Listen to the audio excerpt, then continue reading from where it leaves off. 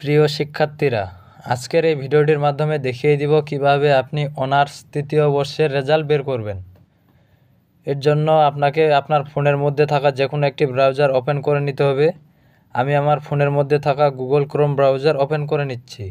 তারপর এখানে সার্চ বারে লিখবেন nu.ac.bd,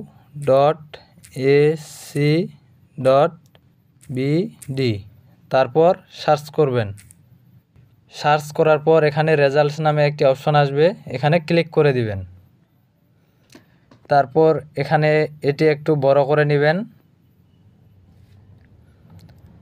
তারপর এখানে অনার্স নামে একটি অপশন আছে, এখানে ক্লিক করে দিবেন। তারপর এখানে থার্ড ইয়ারে ক্লিক করে দিবেন। তারপর এখানে এক্সাম রোল এর জায়গায় আপনার অ্যাডমিট কার্ডের যে রোল নাম্বারটি দেওয়া আছে সেটি এখানে বসিয়ে দিবেন। তারপর রেজিস্ট্রেশন, এখানে আপনার রেজিস্ট্রেশন নাম্বারটি বসিয়ে দিবেন। তারপর আছে এক্সাম ইয়ার, আপনার পরীক্ষার সালটি এখানে বসিয়ে দিবেন।